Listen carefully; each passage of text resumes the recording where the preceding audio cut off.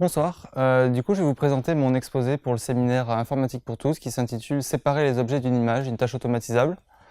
Tout d'abord avant de commencer, j'aimerais vous demander si jamais, en plus on est en petit comité donc ça va être facile, si jamais vous avez la moindre question ou un truc que vous n'avez pas compris, n'hésitez surtout pas à m'arrêter.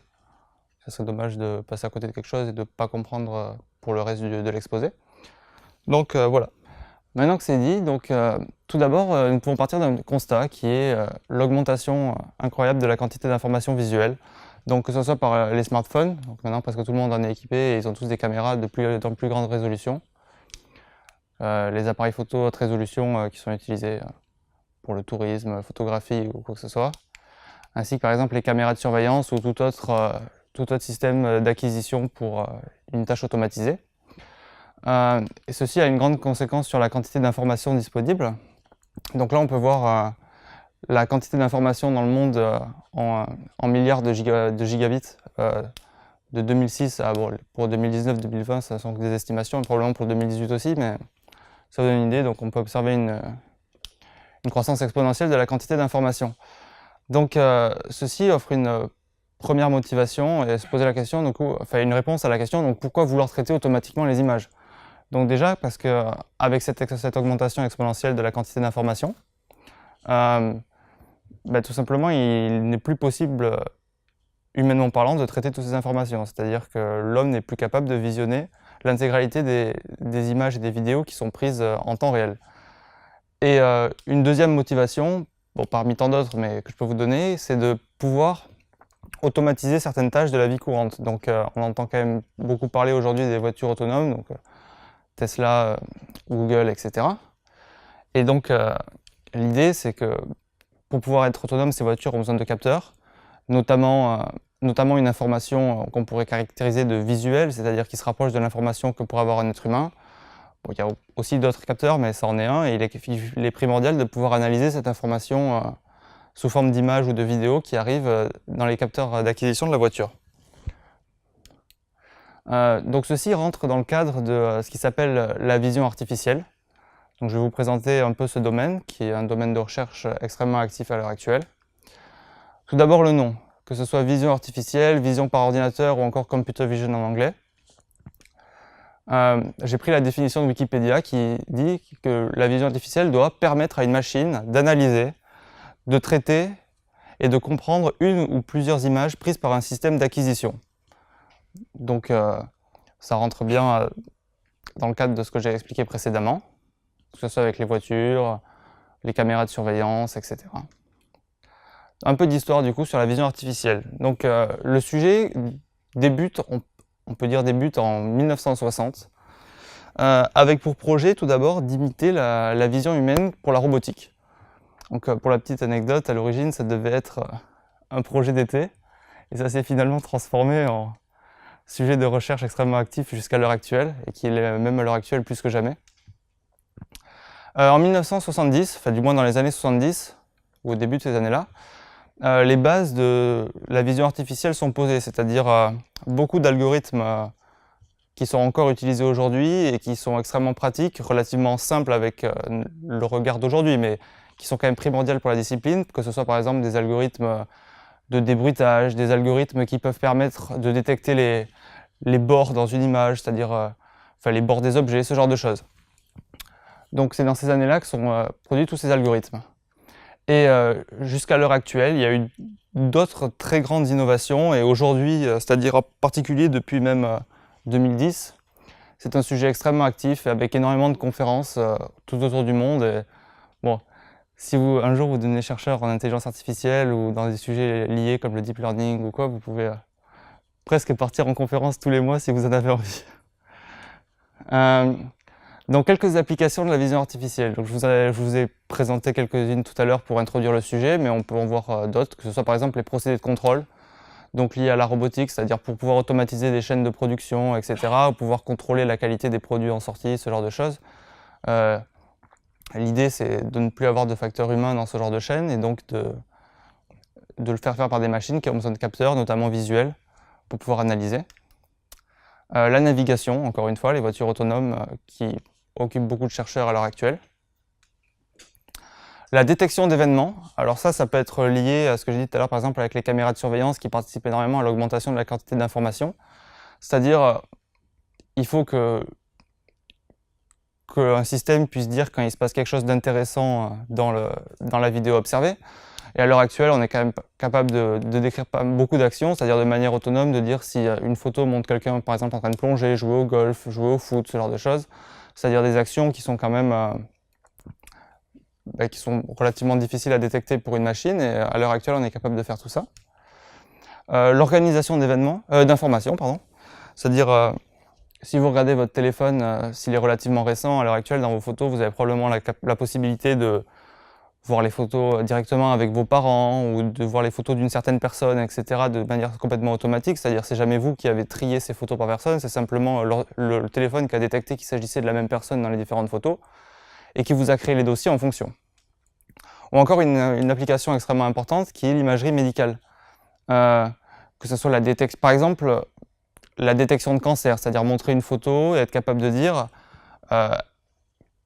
est-ce qu'il y a beaucoup de chances ou peu que ce soit un cancer, ce genre de choses, ou même d'autres domaines qui sont plus liés aux mathématiques et à l'intelligence artificielle en général, qui vont être des techniques d'optimisation ou autres qui vont permettre d'accélérer le temps d'un IRM ou ce genre de choses, et ainsi de diviser, je sais pas, par 3 ou par 4 le temps que va durer un IRM pour avoir la même qualité de reconstruction d'image, et ainsi permettre de faire passer beaucoup plus de monde dans les machines, ou de réduire la contrainte pour, par exemple, un enfant qui devrait rester une heure ou une demi-heure dans une machine à IRM. Donc maintenant, nous allons nous intéresser à la problématique suivante, qui rentre dans le cadre de la vision artificielle, qui est comment un ordinateur peut-il séparer les objets d'une image. Donc je vous ai donné ici un petit exemple, synthétique bien sûr, mais de ce que nous aimerions avoir, c'est-à-dire l'ordinateur tout seul qui va être capable de détecter le visage, les cheveux, la bouche, les yeux, les vêtements, et de séparer l'arrière-plan en différentes parties caractéristiques. Donc tout d'abord, nous allons faire un petit travail sur les images. Parce que depuis tout à l'heure on parle d'images, mais nous ne sommes jamais réellement posé la question qu'est-ce qu'une image? Ça peut paraître une question vague et sans intérêt, mais en réalité elle en a pour ce que nous allons faire, vu que c'est des objets que nous allons manier, nous avons besoin de savoir de quoi il s'agit exactement. Donc pour savoir ça, il faut se demander qu'est-ce que l'information visuelle pour un ordinateur? Parce que oui, pour un être humain, une image, ça va être les rayons lumineux qui vont venir frapper les cellules de la rétine, qui vont émettre des signaux au cerveau, qui a été entraîné avec le temps pour les analyser.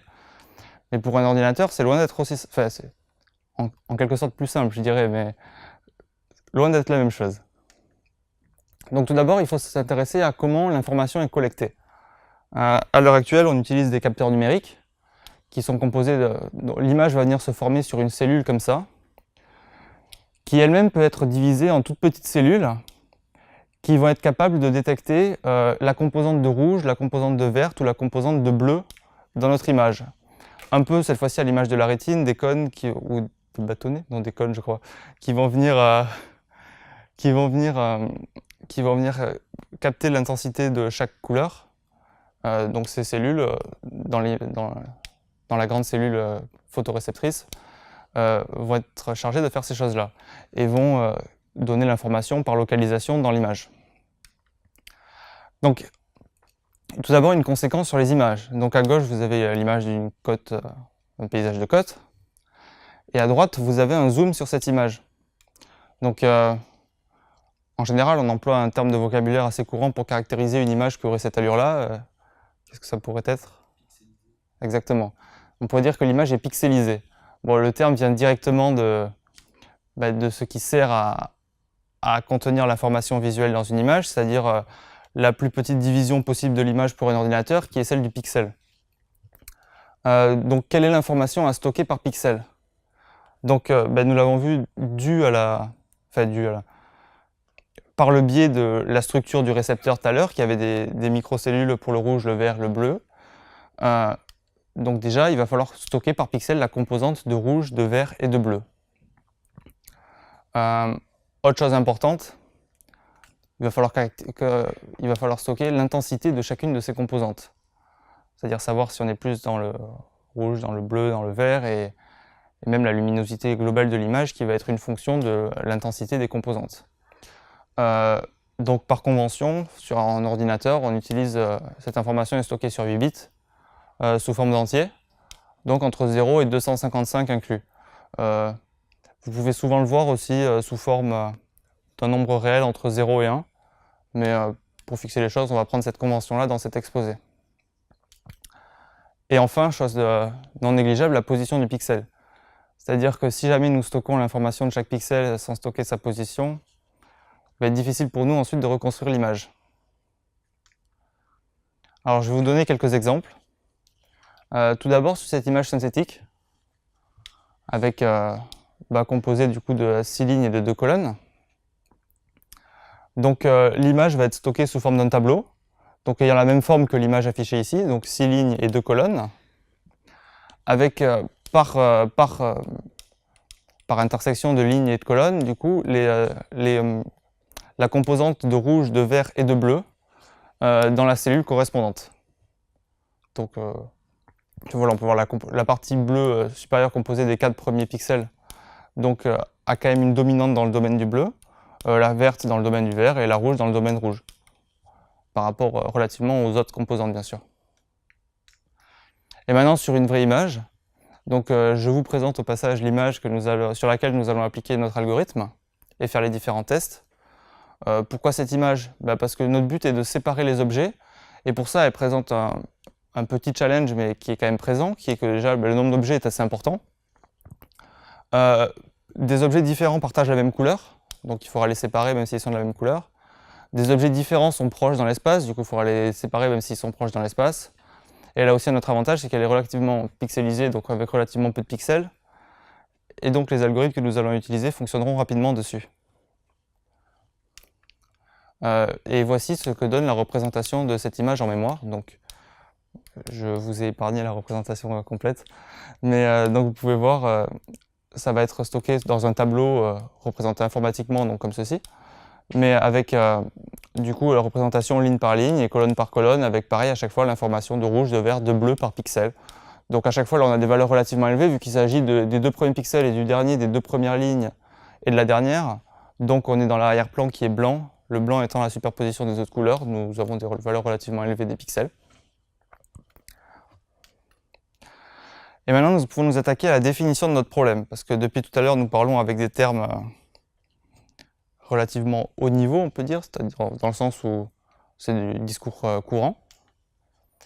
Et donc, il va falloir caractériser ce problème, etc., pour le définir proprement, et pour pouvoir commencer à travailler dessus, tout simplement. Donc, déjà, que devra faire notre algorithme? Depuis tout à l'heure, on parle d'objets, etc. Et il faut se demander comment caractériser un objet dans un ordinateur. On pourrait dire tracer un contour et l'intérieur ça serait un objet, etc. Ce genre de choses. Pour nous, c'est pas la technique qu'on va utiliser. On a vu que la plus petite division d'une image pour un ordinateur, c'est celle du pixel. Donc un objet, on peut le voir comme un groupement de pixels. Donc notre objectif va être de regrouper les pixels en groupes. Et ces groupes devront évidemment satisfaire quelques conditions importantes, dues au fait qu'ils doivent représenter des objets. Le premier, c'est que chaque groupe représentera un objet, c'est-à-dire un objet sera pas représenté par 2 ou 3 groupes, etc. C'est-à-dire la raison pour laquelle nous introduisons ces groupes, c'est représenter les objets. Et le second va être que chaque pixel appartiendra à exactement un groupe. On n'autorise pas un pixel à appartenir à 2 groupes, ou inversement, un pixel à n'appartenir à aucun. Donc chaque pixel appartient exactement à un groupe. Maintenant, un petit peu de formalisme mathématique. Donc, la manière dont je vais en parler là, ça pourra paraître un tout petit peu artificiel vu les objets qu'on manipule, mais j'ai envie d'en parler un tout petit peu pour vous introduire quelques notions, donc surtout pour vous faire réfléchir sur la thématique suivante, qui serait pourquoi utiliser l'informatisme mathématique quand on fait de l'informatique. Est-ce que l'un d'entre vous a une idée?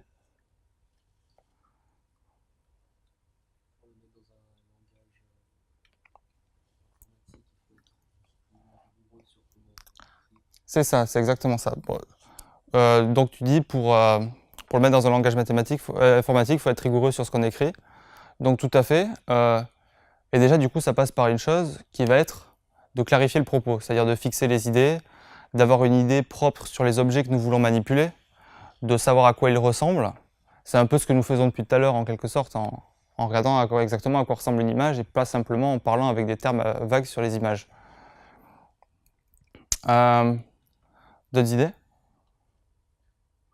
En informatique, on peut utiliser des concepts mathématiques, et en utilisant ces concepts mathématiques, on va pouvoir les retranscrire après sur la machine, alors qu'effectivement, si on parle juste d'un objet sans le définir mathématiquement, ça va être bien plus dur de d'écrire du code par rapport à ça. Ouais, exactement.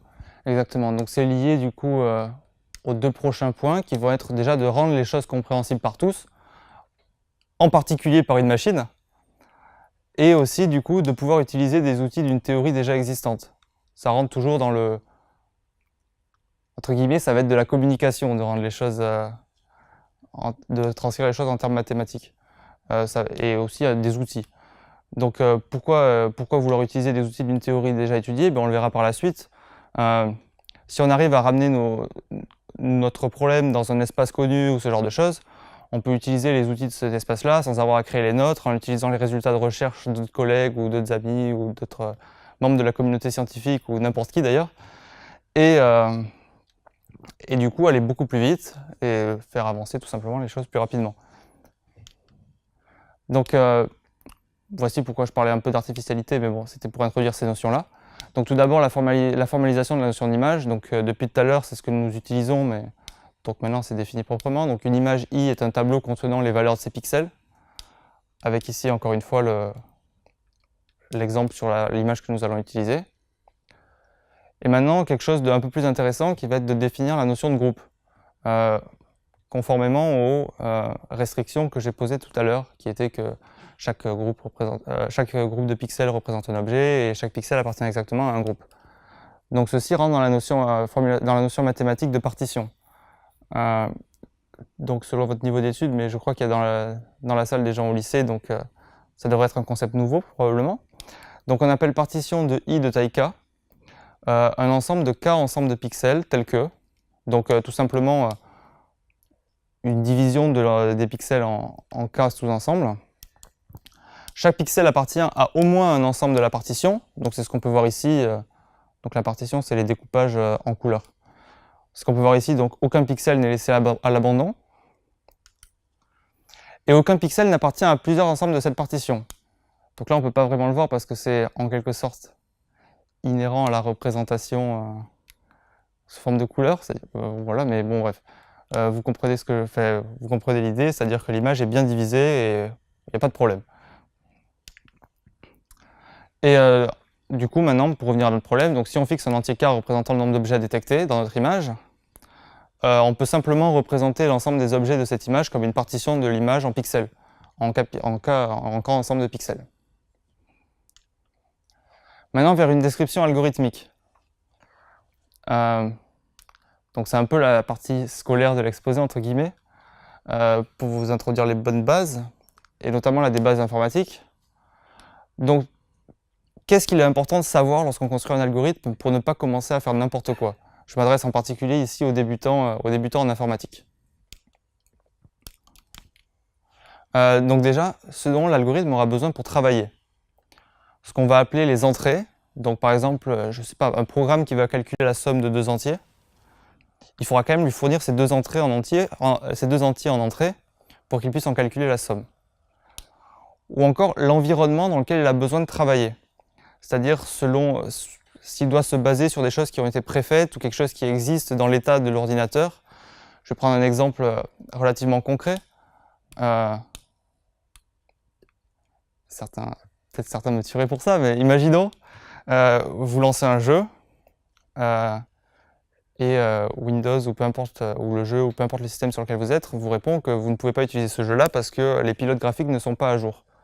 Ça peut être considéré comme rentrer dans l'environnement qui est nécessaire au bon fonctionnement du programme. La tâche la plus importante, quelles sont les tâches qu'il doit effectuer? Donc c'est le cœur de l'algorithme, c'est ce qu'il doit faire. Par exemple, dans la somme de deux entiers, il va additionner les deux entiers. Ça dépend au niveau de granularité dans lequel vous rentrez dans le cœur du sujet. Si jamais il prend les entiers en binaire, etc., il y aura un algorithme, etc. derrière. Mais bon, c'est le cœur du problème. Ensuite, quels objets il doit renvoyer, ce qu'on appelle les sorties. Dans le cas de la somme de deux entiers, il va prendre les entiers, les additionner, et il va renvoyer l'entier souhaité. Donc c'est la partie sortie. Et est-ce qu'il a d'autres effets? Parce que pour l'instant, on considère des programmes comme quelque chose qui prennent quelque chose en entrée, qui font quelque chose et qui le retournent, mais qui retournent le résultat. Mais ils peuvent aussi avoir d'autres effets. C'est en pratique ce qu'on utilise énormément aussi lorsqu'on est sur un ordinateur. C'est ce qui s'appelle les effets de bord. Par exemple, afficher un message à l'écran va être considéré comme un effet de bord. C'est quelque chose qui n'est pas vraiment un retour en soi, mais qui a un impact quand même sur le système enfin voilà, ou par exemple même, je ne sais pas, l'horloge de l'ordinateur qui va augmenter d'une seconde toutes les secondes. Ce genre de choses. Donc maintenant, sur notre problème, sur notre algorithme. Donc notre problème, nous allons essayer de le résoudre avec un algorithme, du coup on va essayer de décrire ce que fait notre algorithme. Donc à votre avis, qu'est-ce qu'attend notre algorithme en entrée? Exactement. Exactement, il va attendre en entrée l'image sur laquelle il doit travailler. Et quelque chose que vous pouvez pas intuiter, je pense, mais dont il aura peut-être besoin, ça dépend des algorithmes qu'on utilise, c'est une image et éventuellement le nombre d'objets à détecter. En pratique, dans l'algorithme que nous allons mettre en place, il aura besoin de connaître le nombre d'objets à détecter dans l'image. Maintenant, la tâche. Donc, quelle peut être la tâche? C'est ce que nous définissons depuis tout à l'heure, donc je ne vais pas vous redemander, c'est de faire des groupes de pixels correspondant aux objets. Donc là, nous pouvons voir par exemple un exemple de retour où des groupes de pixels ont été faits. Les couleurs sont c'est la couleur moyenne des pixels du groupe, donc c'est pour ça que ça ressemble à l'image originale, mais plus aplati, on peut dire. Est-ce que ce résultat est bon, oui ou non, je ne sais pas, mais en tout cas, c'est un résultat. Voilà. Et quelle va être la sortie du coup de notre algorithme? Ce qu'il va nous renvoyer? Ça pourrait être les contours, ça serait une solution envisageable.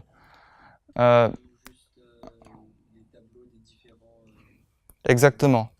Exactement, il va nous renvoyer du coup la partition correspondant aux objets, c'est-à-dire l'ensemble des ensembles de pixels formant des objets indépendants.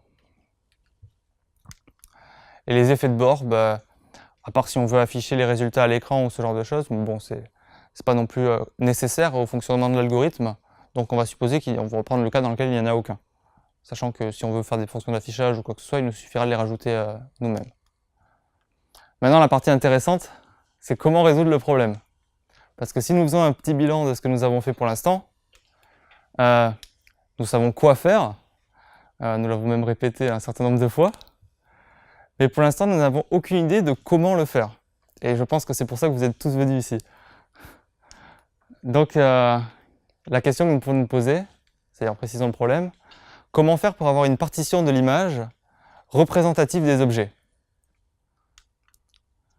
Alors, je vous propose une petite analogie avec la politique. Donc, promis, ça ne sera pas ennuyeux. Ou du moins, ça ne le sera pas pour des raisons politiques. Peut-être que ça le sera quand même, mais j'espère que non. Donc, je vous présente l'analogie. Donc, on considère une population dans laquelle des gens se répartissent en groupes, partageant des idées politiques similaires. Donc, vous voyez un peu le début de l'analogie apparaître, c'est-à-dire la représentation, enfin, le regroupement en groupe selon quelque chose qui nous reste à caractériser, mais en commun. Les partis politiques, en gros. Exactement, les partis politiques ou... Après, à l'heure actuelle, pas mal de gens se revendiquent non pas de partis, mais de mouvements ou de quoi que ce soit. Mais bon, bref, on va les appeler des groupes politiques. Donc l'idée sous-jacente derrière cette analogie, c'est que nous allons pouvoir essayer de faire un algorithme de modélisation de ces comportements et ensuite le généraliser aux images. Enfin, essayer d'en trouver un équivalent dans les images, du moins. Donc les règles du modèle. L'ensemble des individus est fini. Je préfère préciser parce que des fois il y a des gens qui sont pointilleux sur ces termes-là. Un groupe peut décider d'un programme commun. Donc, c'est-à-dire une fois qu'un groupe est formé, il peut se concerter, dire on fait un programme qui caractérise notre mouvement politique. Et pour l'instant, on ne s'intéresse pas à la manière dont ils font. Ça peut être par votation ou quoi que ce soit. Tout ce qui nous importe, c'est qu'il y a une règle qui fait qu'ils peuvent décider d'un programme commun. Et un membre d'un groupe peut décider de changer de groupe, s'il a marre de son groupe. S'il en a marre de son groupe. Donc je vous pose une question.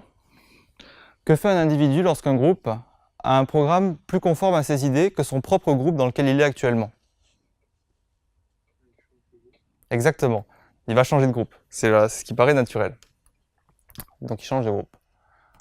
Ensuite, une fois qu'il y a eu beaucoup de changements, fait que les gens, toutes les personnes de la population ont un peu réfléchi, se sont dit « Ah, ce groupe il est mieux que le mien, je vais aller dans celui-ci » ou ce genre de choses, la population des groupes a changé. Donc que fait un groupe lorsque sa population a changé? Ils se reconcertent. Exactement, il se reconcerte pour décider d'un nouveau programme plus conforme aux convictions de chacun. Ou du moins, qui va déplaire au moins de personnes possible. Et donc, nous pouvons maintenant, avec ces quelques observations, c'est un modèle très simple, mais nous demander, du coup, essayer de modéliser ce modèle. Tout simplement, une modélisation assez basique de ce modèle, mais qui correspond à ce que nous avons décrit depuis tout à l'heure, va être de répéter les tâches suivantes. Chaque individu va déjà dans le groupe dont le programme est le plus conforme au sien. Et ensuite, chaque groupe décide d'un nouveau programme. On pourrait imaginer plein de manières de répartir ces différentes choses, de dire on prend une sous-population qui bouge, on réitère, etc. Mais pour l'instant, on va s'intéresser vraiment à une modélisation super basique qui va juste alterner ces deux étapes. Autant de fois qu'on en a envie. Voilà. Donc maintenant, si nous retournons aux images. Donc je dis, c'était pour nous donner une idée assez haut niveau de l'algorithme, donc sans rentrer dans les détails techniques, sans se demander comment il vote ou quoi que ce soit, vu que bon, ça ne sera pas transposable aux images. Mais est-ce qu'on peut généraliser cette approche aux images, du coup? Donc pour compléter l'analogie, je vais vous poser les questions suivantes. À votre avis, que représentaient les personnes de notre modèle politique dans les images? Exactement. C'est les personnes que nous voulons regrouper en groupe. Ici, c'est les pixels que nous voulons regrouper en groupe. Donc les personnes représentent les pixels. Donc rappel sous forme d'un tableau contenant des triplets, représentant les rouges, verts, bleus. Que peuvent représenter les groupes politiques dans l'analogie? Exactement, les objets ou les groupes de pixels. Donc ici, voilà quelques objets qui ont été formés. Et que peuvent représenter les programmes politiques des groupes? La couleur dominante ou le fait qu'ils appartiennent tous à un même objet. Exactement. Enfin, quand je dis exactement, c'est que on voit que Les conditions pour lesquelles ils font partie d'un groupe. les conditions pour lesquelles ils font partie d'un groupe, la couleur dominante, etc. Ce que je vais vous faire remarquer, c'est que l'analogie n'est pas évidente contrairement aux deux premières. C'est-à-dire que nous allons devoir essayer il va falloir trouver une analogie pertinente au programme politique. Pertinente et simple. Parce que l'idée, c'est quand même toujours d'essayer d'avoir un algorithme simple et s'il ne marche pas, le complexifier. Mais au moins commencer dans la simplicité. Donc, pour trouver une analogie au programme, je vous pose un petit rappel. Donc, un programme représente au mieux les intérêts des membres du groupe. Donc, l'analogie du programme devra représenter au mieux les pixels qui sont présents dans l'objet. Et quelque chose pour mettre sur la piste, du coup, mais ça rejoint ce que tu avais dit tout à l'heure en parlant de couleur dominante, etc. Fait de voir que le programme peut être considéré comme une caractéristique interne au pixel, j'aimerais dire, quelque chose comme ça. C'est que déjà, on peut voir un programme un peu comme une personne moyenne du groupe représentatif. Enfin, une personne moyenne qui serait représentative du groupe. Donc, est-ce que vous avez sous quelle forme peut-on prendre un représentant pour les groupes de pixels? Un pixel. Exactement. On peut prendre un représentant sous forme d'un pixel. Donc, petite remarque, ce pixel est complètement fictif, c'est-à-dire qu'il n'est pas forcément présent sur l'image, etc. On ne le voit pas forcément. Mais c'est un pixel qui nous servira pour les calculs et qui est censé représenter au mieux le reste des pixels du groupe. Donc, On peut réécrire la modélisation pour les images. Donc, je vous rappelle, pour une population, c'était répéter les étapes. Chaque individu va dans le groupe dont le programme est le plus conforme à ses idées.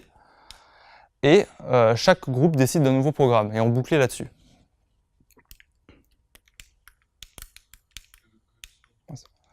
Donc maintenant, pour les images, que devient l'étape 1?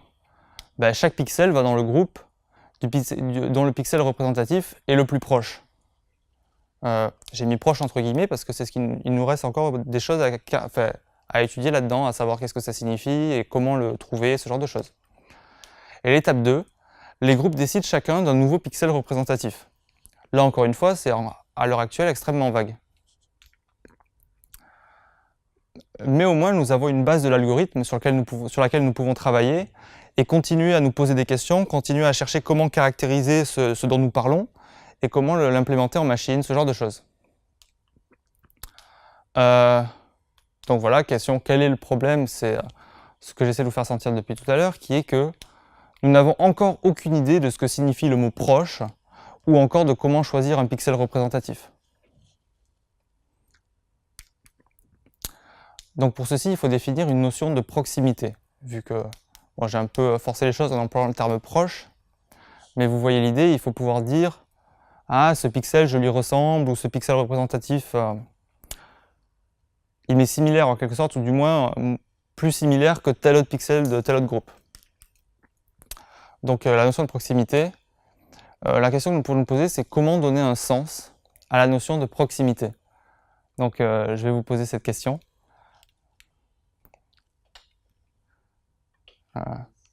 Vous décidez de ça au bras de fer chinois ou... Non, allez, proposez-vous de la réponse, votre réponse. Soit ils sont côte à côte littéralement, ou soit on peut tracer une ligne qui passe par des pixels. Ok. J'avais une autre idée, mais qui correspond plutôt à l'idée de couleur. Ouais. Effectivement, le fait que ce soit connexe, c'est peut-être une bonne idée, mais surtout, on va regarder les écarts de couleur entre le pixel représentatif et le pixel qu'on a en ce moment. C'est ça.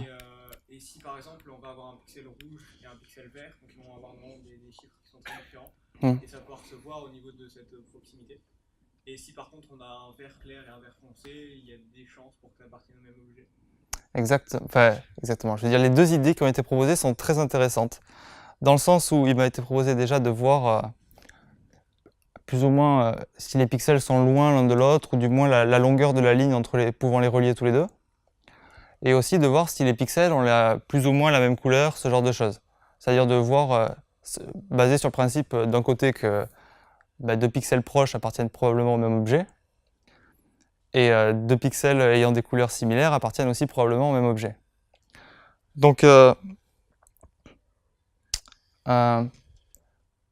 les deux sont très importantes et seront à prendre en compte. Ce qui m'a été proposé dans la première réponse, qui est de tracer des lignes, va me permettre quand même d'introduire la notion, du coup, du moins le mot, qui est que nous aimerions introduire une distance sur nos objets. Une distance sur les pixels, de dire si tel pixel ressemble plus ou moins à tel autre pixel, etc. Et là, ça rentre dans ce que je disais tout à l'heure avec l'idée de relier à des notions de mathématiques, qui est qu'en mathématiques, les notions de distance ont été extrêmement étudiées, et pour certains espaces, du moins des espaces classiques, il existe une quantité incroyable de distance. Donc nous allons essayer de caractériser, de donner une distance pixel à pixel, pour pouvoir dire ce pixel est plus proche de moi que tel autre pixel. Alors là, je vous propose des petits rappels. Selon votre niveau académique, ça sera soit des rappels, soit des découvertes, mais je pense que si vous êtes en première terminale, vous avez dû à peu près tout voir. Donc tout d'abord, une distance classique sur l'ensemble des réels, qui va être pour deux points A et B. Donc la distance entre A et B, ça va être la valeur absolue de la différence. Sur R2, qui sont les points du plan, du coup, vous avez la distance entre A et B, qui va être simplement la distance de Pythagore entre les deux points. Enfin, la distance du triangle rectangle formé par les deux points. Et dans R3, le même type de formule, donc la racine carrée de la différence au carré, la somme des différences au carré composante par composante, qui est aussi une forme de Pythagore généralisée. R2, excusez-moi. R2, ça va être les points du plan. Et R3, ça va être les points de l'espace. Donc l'ensemble des paires ou des triplés de nombres réels. Et donc par exemple, sur notre image, on peut voir que les pixels, encore un petit rappel, sont dans le tableau, avec à chaque fois les triplés représentant les composantes par couleur. Donc une première idée que nous pouvons avoir, qui est plus conforme à ce que tu avais dit, va être d'utiliser tout d'abord la distance dans R3, dans la distance dans les points de l'espace, appliquée aux composantes des couleurs. Nous pouvons voir du coup ce que ça va donner. Donc il va y avoir des conséquences sur notre algorithme. Donc les objets O1, OK sont les pixels. Là je fixe juste les notations. Donc les objets sont O1 jusqu'à OK. Et de pixels représentatifs de P1 jusqu'à PK, sachant que P1 correspond à O1, etc., jusqu'à PK correspondant à OK. Rappel de l'algorithme, donc il faut répéter chaque pixel va dans le groupe du pixel représentatif le plus proche, et les groupes décident chacun d'un nouveau pixel représentatif. Et maintenant, avec cette notion de distance, nous pouvons donner un sens au mot proche, c'est-à-dire que si un point est à une distance inférieure d'un autre d'un même point, le premier va être plus proche que le second de ce point-là. Donc comment se traduit la première étape? Par tout pixel P va dans l'objet OJ, je lui donne un nom, c'est-à-dire ça va être le JM, tel que J réalise le minimum de la distance entre le pixel et le centre de l'objet. Donc ça veut dire tout simplement qu'on va dans l'objet dont le centre est le plus proche du pixel, pour la distance que nous avons définie. Ah, oui. Comment on définit le centre? Comment on choisit c'est lequel le centre? Justement, c'est la suite. Du coup, les groupes décident d'un nouveau pixel représentatif, c'est ce que j'appelle centre depuis tout à l'heure, ou pixel représentatif, ou ce qu'on veut. Peut-être tu peux dire au début comment on les choisit au début, peut-être. Je le faisais dans un exemple, mais disons que la manière dont on les choisit au début, c'est un peu comme on veut, entre guillemets. C'est-à-dire que des gens le font aléatoirement, d'autres ont des heuristiques derrière, c'est-à-dire des algorithmes écrits par des humains, mais disant ça a plus de chances de marcher si on fait telle chose.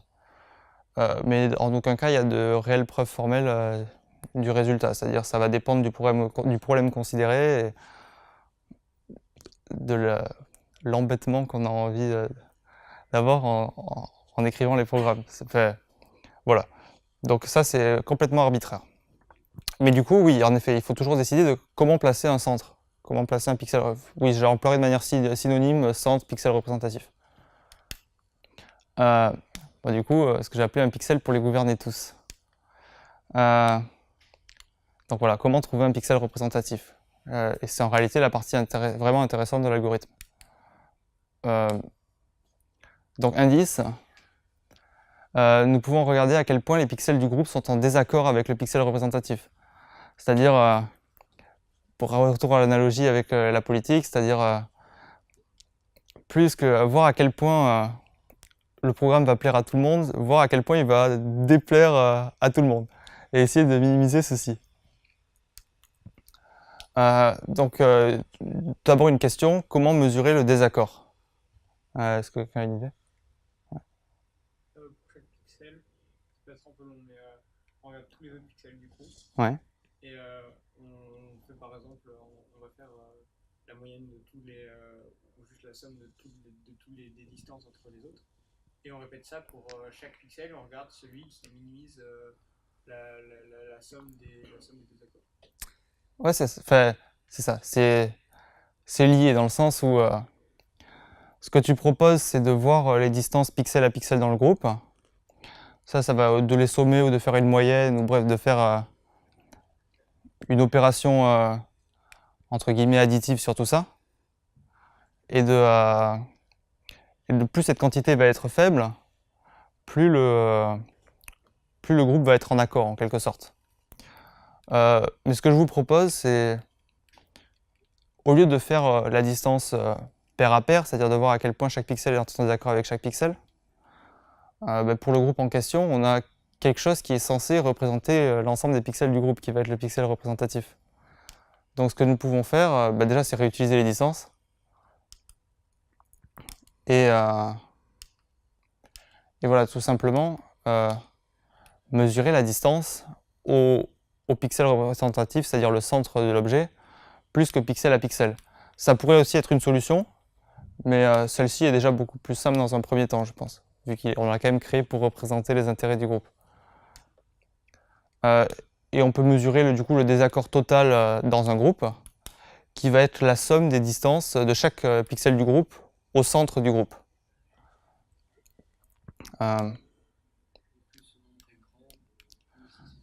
C'est ça. L'idée, c'est que plus ce nombre est grand, plus le groupe est en désaccord avec le... Voilà. C'est ça, c'est-à-dire, comme par exemple, retour en analogie avec la politique, du coup, si jamais on mesure à quel point chaque personne du groupe est en désaccord avec le programme qui a été voté ou décidé, et plus ce nombre est grand, plus la discorde au sein du groupe va être importante. Ou du moins le désaccord avec ce qui est censé caractériser ce groupe. Donc maintenant que nous avons cette forme-là, donc rappel O c'est l'objet, C c'est son centre et P1 jusqu'à Pn sont ses pixels. Donc comment trouver un meilleur pixel représentatif? On va choisir un au hasard et on fait à partir de celui-là. Si ça marche bien au final on le garde ou sinon on essaye avec un autre aléatoirement. Donc tu proposes un processus aléatoire pour essayer d'estimer le meilleur pixel, c'est-à-dire d'en faire aléatoirement, etc., de générer des points, de tester. Et si jamais, bon, en faisant comme ça, on aura beaucoup de mal à trouver le meilleur quand même, vu qu'on travaille dans un espace avec une infinité de points. C'est ça. Ou du moins de faire mieux que le précédent. Mieux que le précédent, ouais, ça pourrait être une idée. Ça pourrait être une idée même intéressante. Ouais. On peut essayer, parce que c'est assez calculable mathématiquement, de trouver le vrai centre par rapport à l'image. Si on a un groupe qui est défini en instant T, on va regarder où est le vrai centre, et regarder si le centre, le pixel représentatif, et si le vrai centre ne serait pas mieux que le pixel représentatif, dans ce cas-là, on change. Ouais, exactement. Donc, oui, ton idée, du coup, c'est de résoudre analytiquement cette... résoudre. Je pensais plutôt, étant donné que c'est un objet, Ouais. on peut prendre ce qui est le plus représentatif, normalement, c'est Ouais. le truc au milieu, donc, mais pas au milieu en termes de distance, en termes de vraiment la distance dans l'image. Ouais. Tu veux dire en quelque sorte minimiser cette fonction Oui, ouais. Ouais, donc voilà, c'est à peu près l'idée, c'est de prendre le C qui minimise D de OC. À la différence de ce que tu as dit, du coup, qui va être que, vu que ça la minimise, on n'a juste pas à tester avec le précédent, vu que c'est forcément meilleur. Mais autrement, c'était l'idée, oui. Après, par contre, le processus aléatoire peut être super intéressant, et dans des cas où ceci n'a pas de solution simple, ça peut marcher super bien, mais bon, à chaque fois, il faudra quand même étudier la convergence et savoir avec quelle probabilité, en quel temps on va trouver une solution ou ce genre de choses. Mais ça peut être une solution qui marche et très pertinente dans certains cas. Et donc voilà, du coup, l'idée, ça va être de minimiser cette fonction. Le problème, c'est que, je ne sais pas si vous vous souvenez, dans la définition de distance, il y avait des racines carrées, etc. On s'en fiche qu'on ait des nombres entiers ou pas, vu que, de toute manière, on a dit que le pixel n'a pas forcément besoin d'être réel, et puis, bon, au pire, on fait la partie entière du nombre ou ce genre de choses pour sa représentation, mais les distances sont définies sur R, donc juste pour le représenter, effectivement, il faudrait que ce soit un entier, du moins dans la définition que j'en ai donnée. Mais dans ce cas-là, on prend une partie entière et ça ne sera pas trop différent, du moins pour la vision qu'on en aura. Mais oui, donc l'idée va être de minimiser ça. Et pour ce faire, oui, du coup, vu qu'on a dit que dans cette expression-là, il y avait beaucoup de racines carrées, en général, quand on fait des mathématiques appliquées ou de l'informatique, on n'aime pas trop les racines carrées, parce qu'elles ont notamment une propriété qui est qu'elle n'est pas dérivable en zéro, et pour quelques algorithmes, ça pose pas mal de problèmes. Même la calculer, c'est pas forcément agréable, etc. Donc on va préférer une seconde forme, qui va être tout simplement d'enlever les racines carrées. C'est-à-dire on va prendre la discorde au sein du groupe, non plus égale comme la somme des distances, mais la somme des distances au carré. Vu que la fonction carré est croissante, ça garde quand même la même idée, c'est-à-dire que plus on est loin du centre et plus on va créer de discorde, au contraire plus on va en être proche, moins on va en créer. La seule différence, ça va être plus on va en être loin, la discorde sera plus importante et plus proche elle le sera moins, mais l'idée reste globalement la même. La différence, c'est qu'ici, il n'y a plus de racines carrées et que c'est minimiser ça, donc c'est-à-dire trouver le meilleur pixel représentatif pour un objet dont les pixels sont donnés. Ça correspond avec une idée extrêmement intuitive qu'on peut avoir et qui, me semble, a été prononcée dans ce que vous avez dit. Mais du coup, est-ce que quelqu'un a une idée de ce que peut bien être la solution de ça? Je ne vous demande pas de résoudre l'équation, en fait, de trouver son minimum de tête, c'est quelque chose de logique. On peut essayer de. Tu l'as déjà dit, mais je sais pas si ça marche, mais faire comme l'algorithme de la descente de gradient, c'est-à-dire on regarde la dérivée, comment on va varier. Si on fait varier un petit peu le pixel, le centre, comment ça va varier, et on va faire justement varier ce pixel dans le sens où ça minimise, et puis on continue jusqu'à ce qu'on atteigne quelque chose où en fait partout ça remonte. Donc ce que tu viens de dire là, c'est quelque chose de très intéressant. Parce que tu as évoqué l'algorithme de descente de gradient. Donc pour ceux qui ne savent pas, ça revient à dire pour une fonction à plusieurs variables, enfin même là il n'y en a qu'une, mais prenons l'exemple d'une fonction dans R, à regarder sa dérivée et entre guillemets, la dérivée va donner une approximation de la fonction au premier ordre et à aller dans le sens où la fonction est décroissante pour trouver son minimum. Et l'algorithme de descente de gradient, c'est juste une généralisation de ça aux fonctions à plusieurs variables. Et c'est quelque chose de très important parce que c'est quelque chose qui, en intelligence artificielle, en mathématiques appliquées, en informatique, est extrêmement utilisé. Et par extrêmement, je pèse mes mots. C'est-à-dire que dans beaucoup de problèmes d'intelligence artificielle, il faut estimer des modèles, etc., à beaucoup de variables et tout. Et presque tout est résolu par descente de gradient ou quelques améliorations de la descente de gradient, ou des algorithmes similaires. Mais l'idée, c'est que très souvent, on doit l'utiliser. Mais ici, en fait, si on écrit les termes, je ne vais pas le faire là parce que ça demandera du temps et ceux qui ne sont pas forcément habitués au symbole de somme ou autre auront probablement du mal à comprendre, même si le fond n'est pas compliqué. Mais vous pouvez le faire si vous voulez à la maison. Le résultat admis, c'est qu'en fait, le minimum de cette fonction-là, en fait, est atteint tout simplement pour C valant la moyenne des points du groupe. Donc, on fait la moyenne des points du groupe et ça nous donne le meilleur centre possible pour ce groupe. Donc, ceci, c'est extrêmement simple à calculer. C'est ce qu'on s'attendrait à avoir, c'est-à-dire d'avoir le centre du groupe qui est la moyenne des points du groupe. Et voilà. Du coup, ça nous donne la traduction de la deuxième étape de l'algorithme, qui va être qu'à chaque étape, tout pixel représentatif est remplacé par la moyenne des pixels de son groupe. Ouais. J'ai du mal à voir. Enfin, on peut sommer. On va sommer quoi en fait? On va sommer les vecteurs qui correspondent Exactement. aux pixels. Exactement. J'ai pas pris la peine de détailler du coup ce qu'était l'addition parce que au lycée vous voyez probablement l'addition de deux vecteurs dans R2 et plus tard dans R3, donc dans les points du plan. Mais voilà, vu que là pour l'instant c'est des vecteurs de R3, donc on fait l'addition et on prend la moyenne. Et donc ça va être les vecteurs qui sont partiels, enfin qui portent les couleurs. C'est ça, c'est exactement. Pour l'instant non, justement, on va y revenir par la suite. Mais oui, les remarques sur la notion de cohérence spatiale sont très importantes, on y reviendra par la suite. Mais pour l'instant, c'est pour avoir une idée. Et donc la deuxième étape, ça arrive tout simplement par tout pixel représentatif est remplacé par la moyenne des pixels de son groupe. Donc on alterne à chaque étape, chaque pixel va dans le groupe dont le pixel représentatif est le plus proche, et une fois que tous les groupes ont été changés, ou pas d'ailleurs, mais une fois que cette étape est terminée, chaque groupe prend pour nouveau pixel représentatif la moyenne des pixels de ce groupe. Et une question qu'on peut se poser, c'est que pour l'instant, depuis tout à l'heure, je dis je répète, on répète, et jusqu'à quand on va répéter?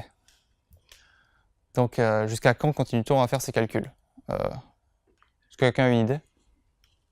Ouais. Là, on peut essayer de voir. En gros, on mesure la distance de chaque point à son pixel représentatif. Mm-hmm. Et pour chaque groupe, et donc on regarde pour tous les groupes. Et si en répétant une fois de plus, cette distance elle va pas augmenter, enfin elle va pas diminuer mais même elle va augmenter, on peut garder le cas précédent. Ouais.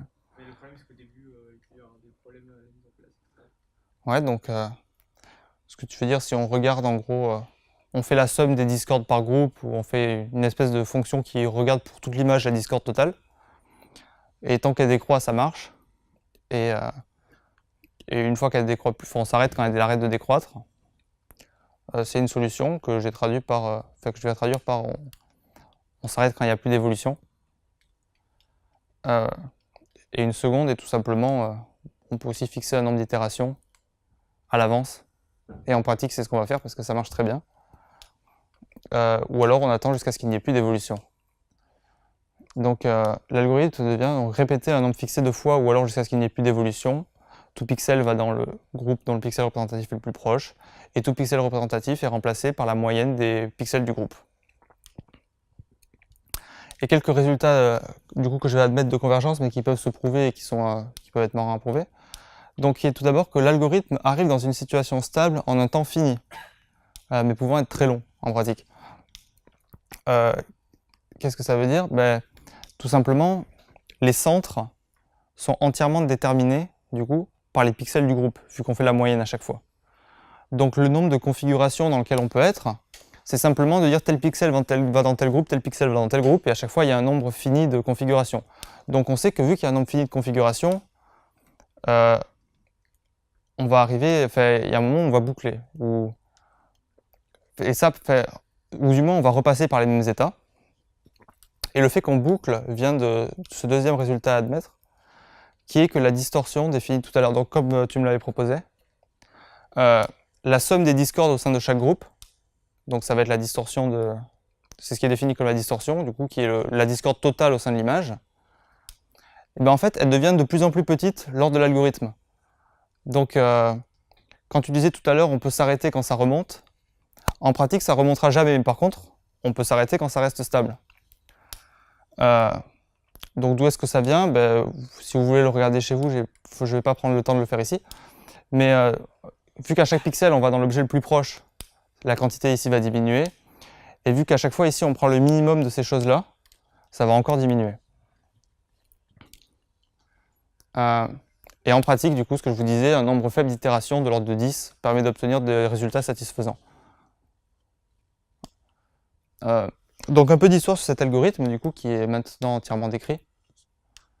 Pas implémenté, mais pour l'implémentation, vous pouvez voir, vous pourrez regarder le code que j'aurai mis en ligne, au moment où sortira la vidéo probablement, pour l'implémentation, mais du moins en langage assez précis et compréhensible et rapide, on a décrit tout ce qui devait se passer dans notre algorithme. Donc un peu d'histoire, donc cet algorithme s'appelle k-means, pour k moyenne, k venant du nombre d'objets à détecter, et means pour moyenne, vu qu'à chaque fois on fait la moyenne des points du groupe. Sa première apparition est dans les années 56. D'ailleurs, je suis désolé, j'aurais bien mis les photos des personnes en question, mais j'ai trouvé des photos que pour les deux premières, donc pour faire pas de jaloux, j'ai mis aucune photo. Donc la première apparition est en 1956, pas du tout sous cette forme-là, c'était des résultats purement mathématiques de convergence d'équations dans le domaine du continu, mais dont les équations ressemblent à ça, c'est pour ça que c'est la première apparition. Et pareil pour ici, et la réelle formulation sous forme d'algorithme pour faire des groupes d'objets apparaît que dans les fin des années 60. Donc maintenant quelques exemples. Je vous propose du coup de faire un exemple sur des points, non pas des pixels, parce que ça va être embêtant à représenter, vu que si on ne prend pas en compte la localisation spatiale, c'est des points de l'espace, donc il faut les représenter dans l'espace, et si on prend la considération spatiale, ça devient des points qui sont plus représentables. Donc on va prendre tout simplement des points du plan. Donc ça, c'est les données que j'ai générées, mais bon, c'est des données qu'on aimerait répartir en groupes. Intuitivement, quel groupe est-ce qu'on pourrait faire sur ces données-là?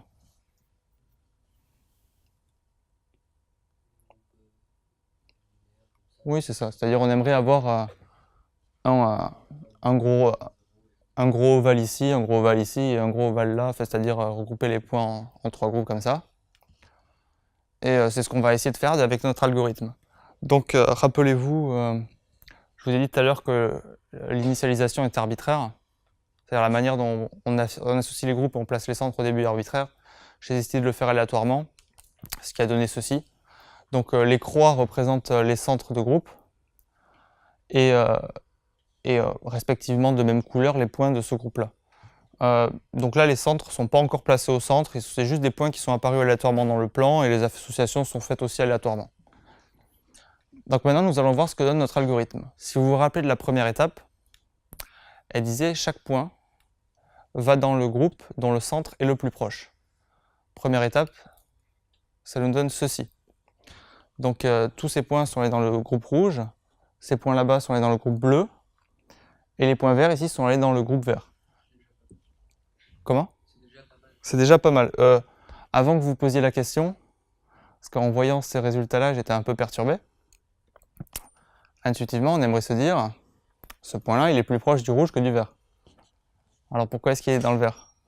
En fait, ça vient juste du fait que si on regarde l'échelle, ici on a une amplitude de 20 et ici on a une amplitude de 2. Donc il suffit qu'ils soient légèrement décalés et enfin, en réalité ils sont plus proches du vert. Mais bon, enfin, vous voyez. Et les centres sont restés fixés. Maintenant, si on regarde la deuxième étape, tout pixel représentatif est remplacé par la moyenne des pixels de son groupe. Donc maintenant, tout simplement, c'est les croix qui vont bouger, qui représentent les centres des groupes, qui vont aller effectivement au centre du groupe, donc à la moyenne. Ensuite, on réitère la première opération. Et là, on arrive déjà sur quelque chose qui nous intéresse. Donc, deuxième opération, les points repartent au centre, comme ceci. Et maintenant, si on continue, en fait, on n'a plus d'évolution. Donc, c'est ce que je disais tout à l'heure.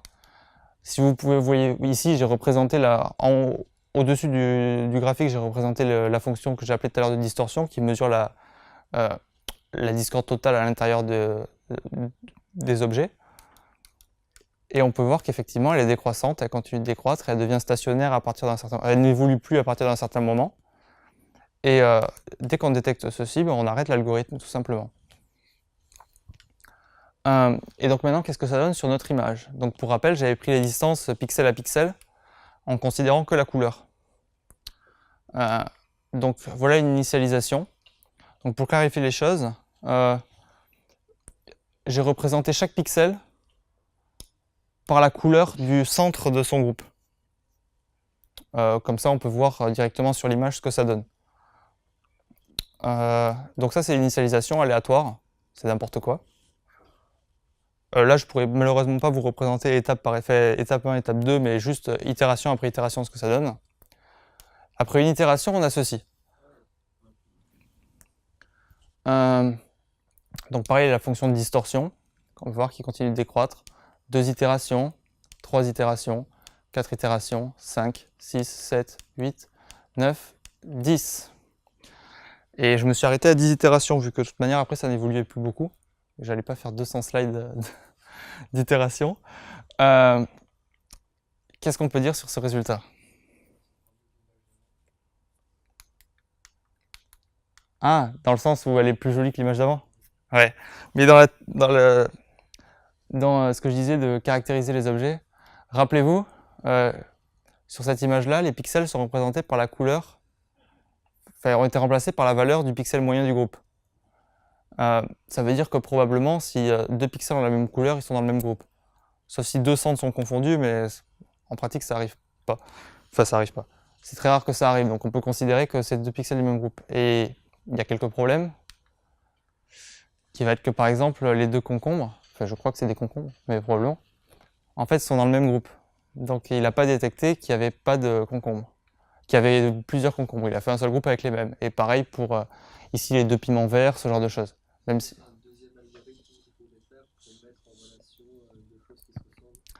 On pourrait faire ça serait une possibilité, ouais. Mais ce que nous pouvons faire aussi, parce que tout à l'heure, juste pour prendre la distance dans R3, j'ai considéré que les couleurs dans la distance. On pourrait faire une distance aussi qui prend en compte la distance des pixels à pixels. Et voilà, c'est ça. Ici, nous faisons des groupes que selon les couleurs. Et il faut prendre en compte du coup la position du pixel dans l'algorithme. c'est ce que nous avons, c'est ce que je vais faire du coup en introduisant une distance sur R5. Donc R5, c'est juste au-dessus de ce qu'on a vu avec R2, les points du plan, R3, les points de l'espace. R4, ça va être les points à 4 coordonnées et R5, les points à 5 coordonnées. Pourquoi 5 coordonnées? Parce que du coup, vu qu'on rajoute la position, il y en aura 3 qui correspondront à la couleur et 2 qui correspondront à la position. Et encore une fois, une distance naturelle, celle la plus basique sur cet ensemble-là, va être la distance de Pythagore généralisée, encore une fois. Des moyens plus rapides pour calculer la distance dans une dimension, dans beaucoup de coordonnées. Comment ça? Est-ce qu'il y a un moyen plus rapide que de faire ce calcul? Ah,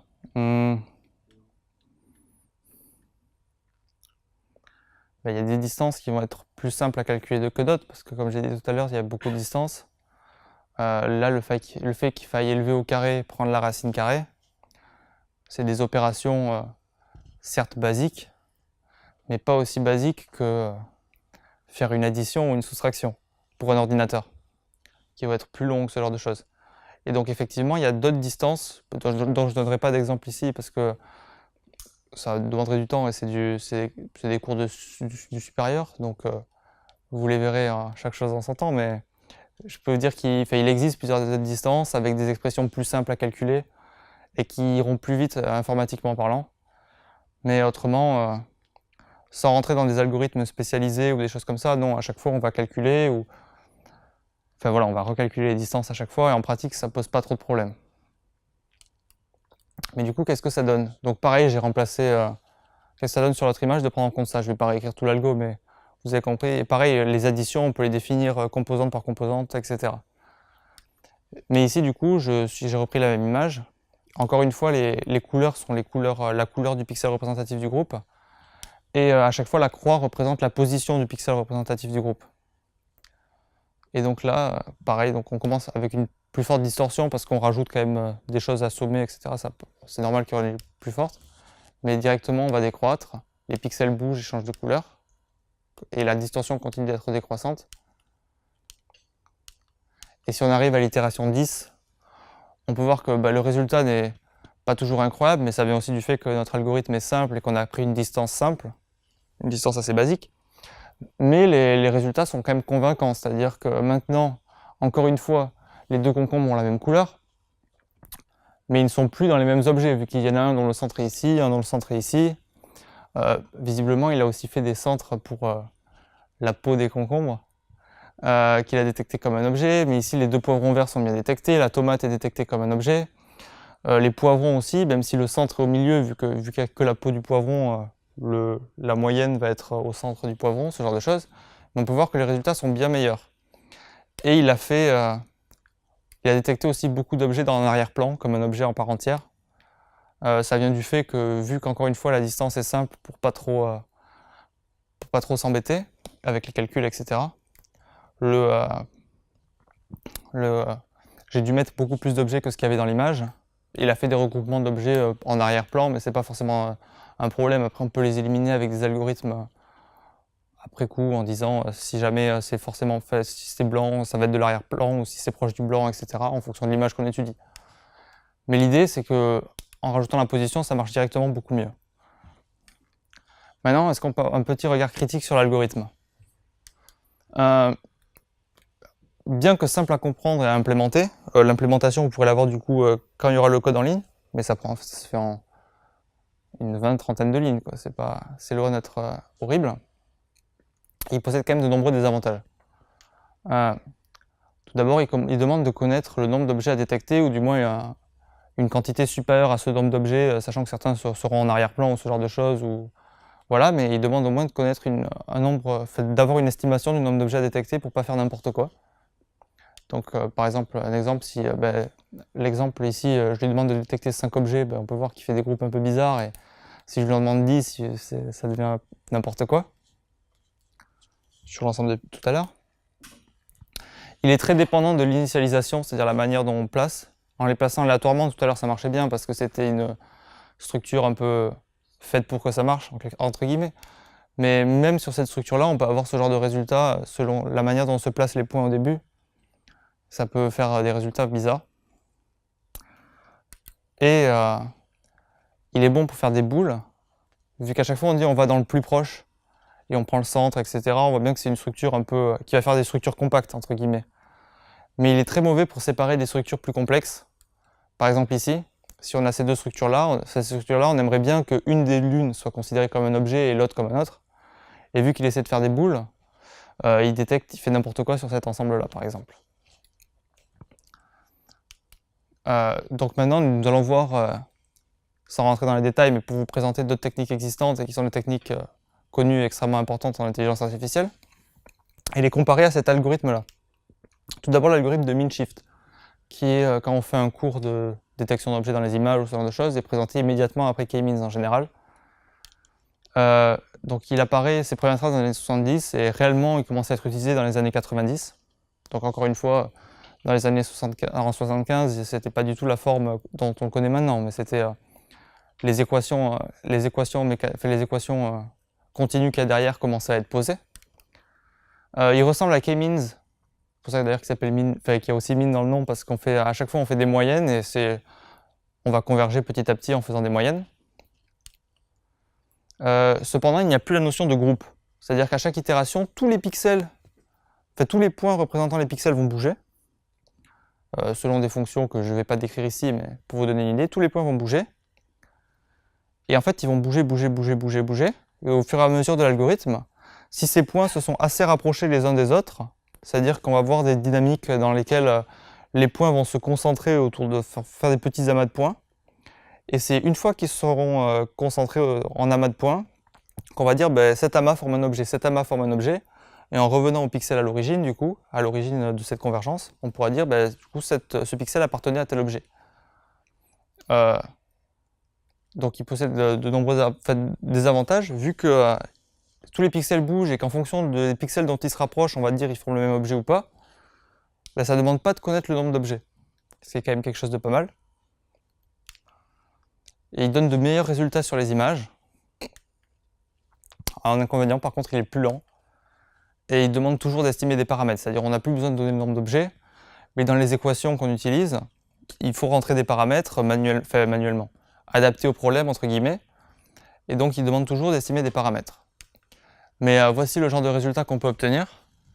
Là, malheureusement, j'ai pris des couleurs arbitraires pour les groupes, c'est plus les couleurs moyennes du groupe, mais bon, ça vous donne une idée, c'est-à-dire qu'on peut obtenir...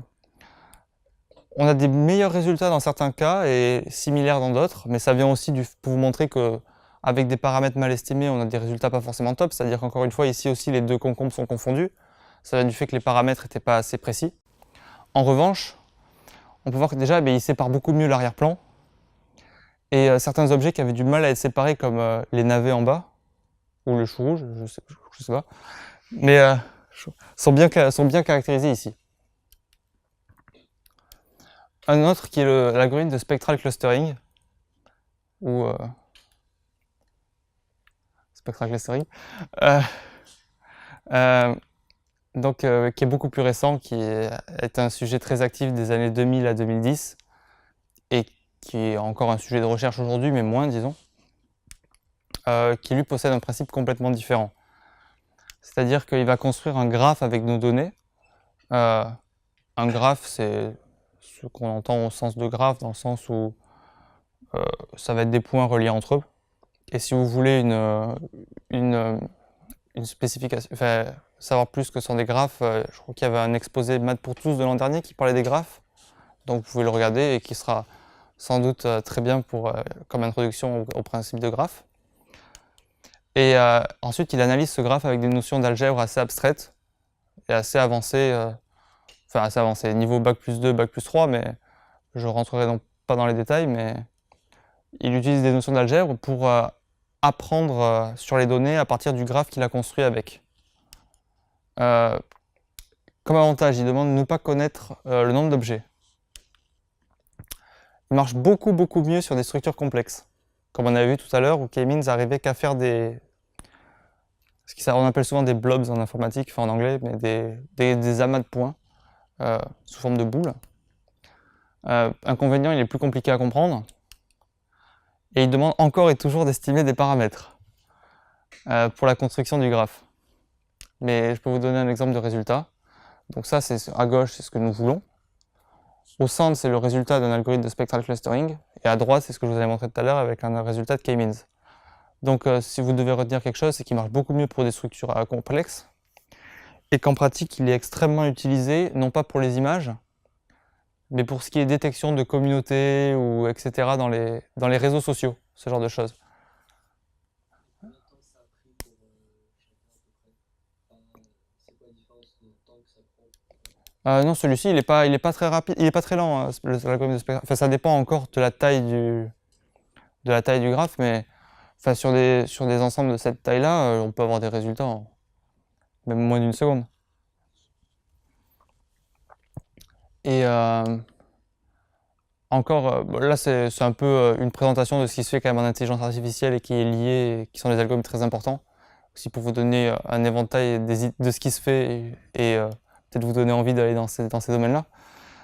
Il y a aussi ce qui s'appelle le semi-supervised learning.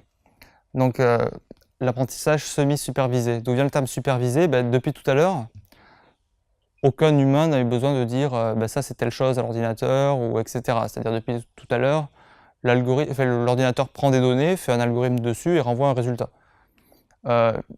Une grosse branche de l'intelligence artificielle consiste aussi à apprendre des choses à un ordinateur, à lui rentrer plein d'informations, lui dire ça c'est telle chose, ça c'est telle chose, ça c'est telle chose, et il apprend des choses.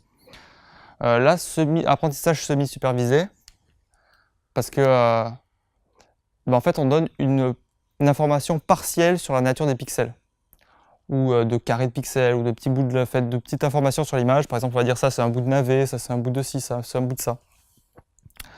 Et l'algorithme va lui-même essayer de généraliser au reste de l'image. Donc semi-supervisé, on lui donne une partie de l'information et il essaie d'apprendre le reste. Il peut permettre d'obtenir de meilleurs résultats.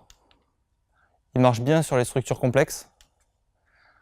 Et il demande une hypothèse très forte qui est l'existence d'un oracle. Bon, c'est un grand mot en informatique pour quelque chose qui va donner de l'information, un algorithme ou un humain. Mais voilà le genre de résultat qu'on peut avoir. Donc à gauche, nous avons deux ensembles du coup assez durs à séparer, du moins qu'ils ne le sont pas par K-means. On donne en noir, c'est l'information qui n'a pas été communiquée à l'ordinateur. En bleu et en rouge, c'est on a donné pour chaque ensemble un point à l'ordinateur. Et tout seul, il l'a généralisé au reste de l'ensemble. Voilà.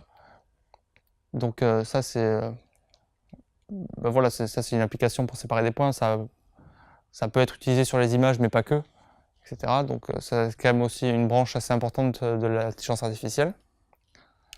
Et la dernière, qui est on va dire, la plus performante pour faire de la détection d'objets dans les images, etc., et qui est celle qui est la plus utilisée aujourd'hui, c'est le deep learning.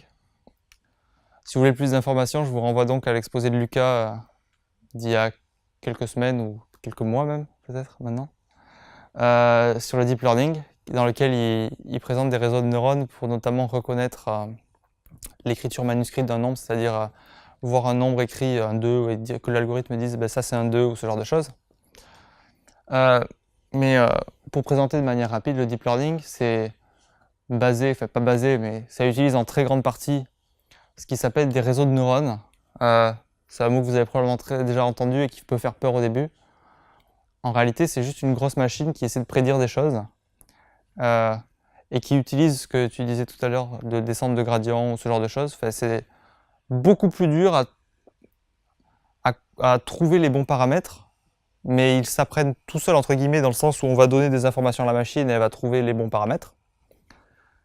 Donc ça rentre dans le cadre de l'apprentissage supervisé. Et ensuite, on va simplement appliquer, on peut le voir comme une grosse fonction qui ensuite va prendre une image et dire ce qu'il y a dans l'image, ce genre de choses. On a réellement compris l'importance des réseaux de neurones après les années 2010.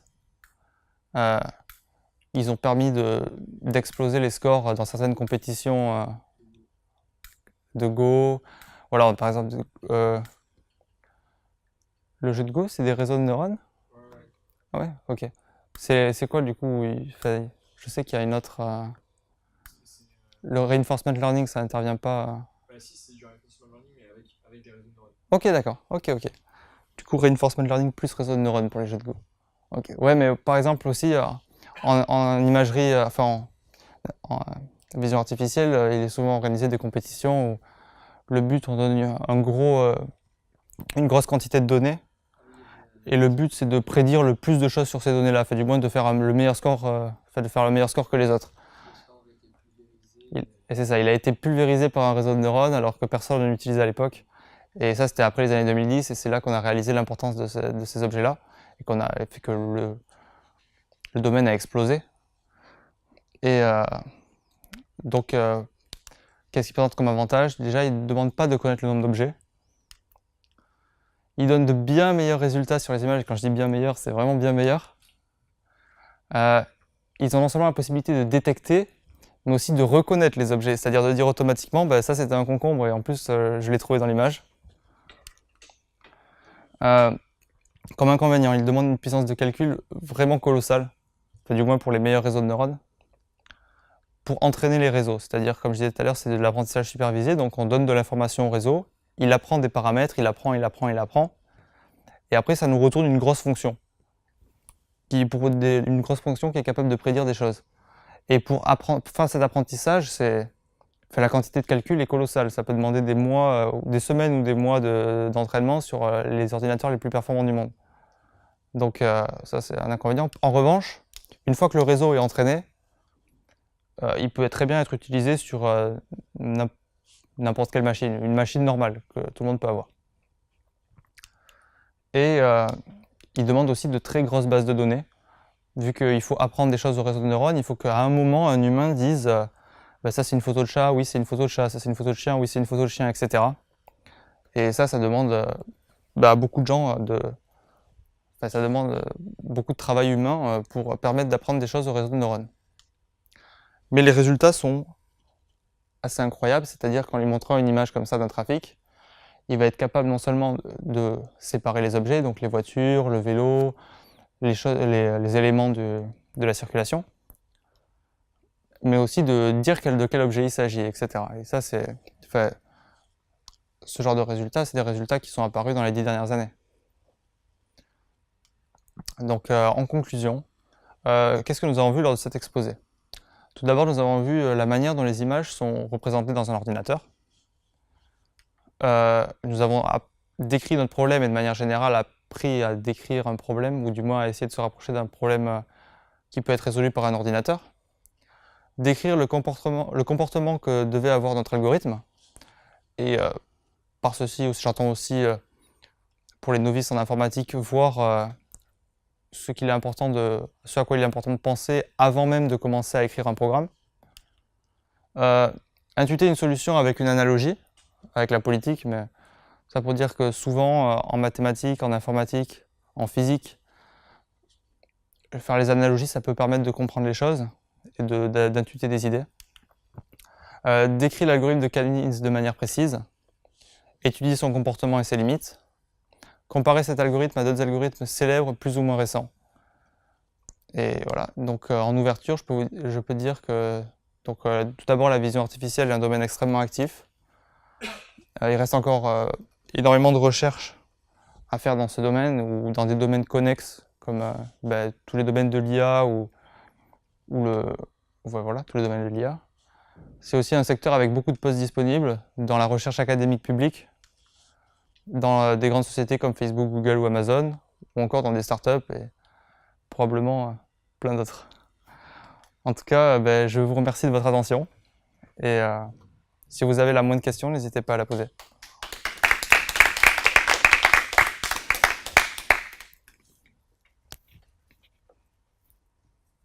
Ah oui, excuse-moi. Je dirais que... Juste, c'est quoi la question? Quel programme est-ce qu'on utilise en général? Ah oui, excuse-moi. Ça dépend. Je pense que ce qui est le plus utilisé en cours, ça va être Python. Attends, par programme, t'entends langage ou t'entends dans toutes les solutions proposées laquelle on utilise Ah, langage. ok. Ouais, ok. Donc je pense qu'en cours, on utilise principalement Python.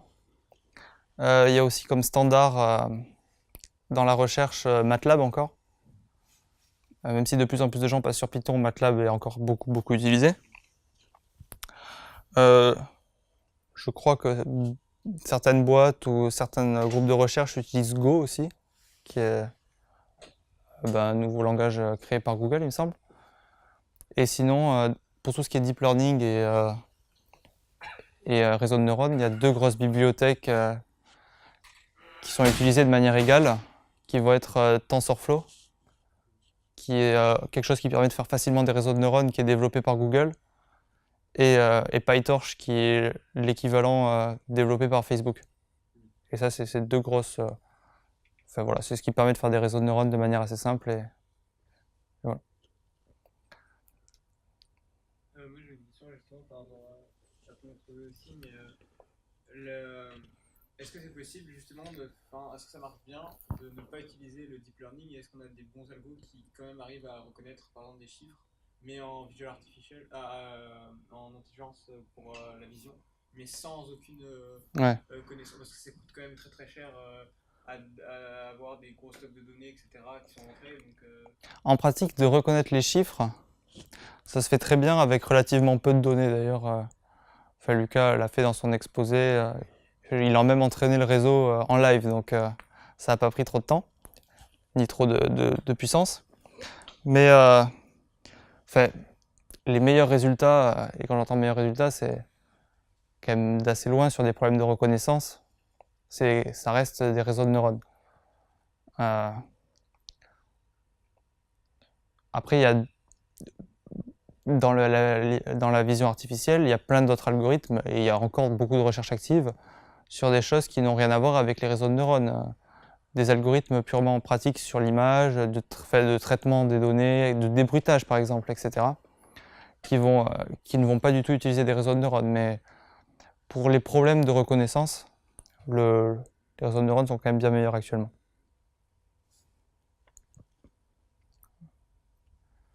Et du coup, Lucas avait soulevé une question qu'il avait cru comprendre, mais finalement il s'est révélé que c'était pas la bonne question, mais je la trouve pertinente quand même. Dans les différentes alternatives que je vous ai présentées, qu'est-ce qui est le mieux? Enfin, quel est le meilleur algorithme? J'ai envie de dire, comme souvent en intelligence artificielle, il n'y en a pas vraiment. C'est-à-dire que ça dépend très souvent du problème considéré. Et justement, c'est un des challenges par problème, de pouvoir intuiter ce qui va être important dans ce problème, etc. Et d'utiliser ou d'inventer l'algorithme le plus adapté à ce problème-là. Enfin, voilà. Est-ce que par exemple, je pose une question, mais est-ce que par exemple tu connaîtrais des problèmes comme ça où genre actuellement le deep learning n'y arrive pas du tout et les algos, j'ai un classique où des algos sans deep learning y arrivent bien. Je sais pas, j'ai aucune idée moi perso, par exemple. Donc un algorithme. Est-ce qu'il reste des domaines où genre le deep learning est très mauvais et il y a d'autres algos qui marchent bien mieux que le deep learning? les échecs sont plutôt mauvais. Ouais. Le deep learning? Ouais, les échecs, c'est du... je crois que le state of the art en échec, pardon, ce qui se fait encore de mieux actuellement en échec, c'est, je crois, juste de la reconnaissance de pattern et du... Enfin, voilà. Dans quoi est-ce que le deep learning peut être très mauvais aussi? Non, mais on doit bien pouvoir construire un exemple dans lequel ça marche mal. Je suppose des trucs où tu as très peu de données. Oui. Oui, mais j'essaie de réfléchir à quelque chose dans l'hypothèse où on a beaucoup de données, justement. Bon, c'est pas grave. C'était juste. Je sens le Go de base, c'était pas du tout bien pour le deep learning parce qu'on avait absolument pas la puissance de calcul nécessaire pour Ouais. avoir les milliards de possibilités. Oui, c'est ça, c'était le challenge. Est-ce que c'est pas justement le challenge qui a fait que dans le Go, il me semble qu'ils ont dû utiliser un peu de deep learning à cause de ça et pas juste du reinforcement learning? Reinforcement learning, c'est l'apprentissage par renforcement. C'est par exemple quand on voit quelque chose qui apprend à jouer tout seul aux jeux vidéo. Ça va être, il teste des choses, il voit si ça lui apporte quelque chose, enfin s'il y gagne ou s'il y perd à faire cette action-là, ce genre de choses. Et à force, au bout d'un certain nombre d'itérations, il y a beaucoup d'algorithmes, beaucoup de recherches aussi là-dedans, mais au bout d'un moment, il va essayer de trouver une stratégie optimale. Et il me semble que le problème du Go par rapport aux échecs pour appliquer ça, c'est que le nombre de configurations du jeu de Go, c'est-à-dire le nombre de positions dans lesquelles on peut se retrouver, est bien supérieur à celui des échecs. Donc, vu que les algorithmes de base de reinforcement learning consistent à représenter le problème par une machine à état, donc on est dans tel état, si on fait telle action, on passe dans tel état avec une certaine probabilité, etc. Il y avait des problèmes pour le jeu de Go là-dedans, et c'est pour ça que je sais qu'ils ont dû trouver des astuces là-dedans, et je me demande si c'est pas le deep learning justement qui a été une réponse partielle. Je crois que, surtout aux échecs, bon, aux échecs déjà c'est facile de faire ce qu'on appelle un stop lift, c'est-à-dire qu'on teste tout Oui. et on regarde ce qui va bien. Bon, normalement, quand on a le même temps qu'un vrai joueur, un très bon joueur d'échecs, ça marche bien.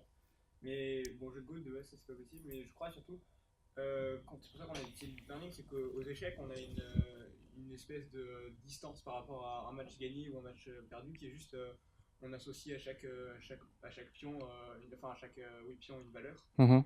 Et donc on arrive, par exemple, le roi il vaut l'infini parce qu'on Ouais. peut perdre, etc. Ouais. Et au jeu de Go, c'est très très difficile de savoir, ah oui, mais cette configuration localement elle peut être bien, mais globalement elle est un peu pourrie. Ok. Je pense qu'on a utilisé le deep learning pour justement avoir un algo une machine qui après, étant donné une configuration, elle donne une note. Et donc le but après c'est juste effectivement on fait jouer contre lui-même, etc. pour augmenter l'heuristique de ce calcul de notes. Ok. Je vais juste répéter ce que tu as dit du coup pour le micro parce que je crois qu'il y a un problème. En gros, ce que tu dis, c'est que pour les échecs, c'est très facile dans un setup de reinforcement learning de se dire si je perds un pion, je perds telle valeur. Si je perds etc., je perds telle valeur. Et si je perds le roi, je perds l'infini. Puisque en perdant le roi, on a perdu la partie. En revanche, dans le jeu de Go, les pièces ont une valeur qui est beaucoup plus difficile à donner par un humain. Enfin, à dire telle pièce va valoir telle valeur parce que on a des configurations où on peut dire perdre cette pièce va être faire perdre à un moment et gagner plus tard, mais très longtemps après. Et on n'a pas une valuation assez importante sur les pièces pour que les algorithmes classiques convergent bien. Donc dans ce cas-là, le deep learning a été utilisé pour trouver justement quelle valeur accorder à telle pièce ou ce genre de choses. C'est ça? La configuration. Ouais, ok. Oui, la valeur de la configuration. Et voilà. Du coup, oui, ça peut paraître aussi tout à fait pertinent. Du coup, une autre question? Ok, si vous avez plus de questions. Merci encore Clément pour ton Merci à vous. Hein. Merci à vous.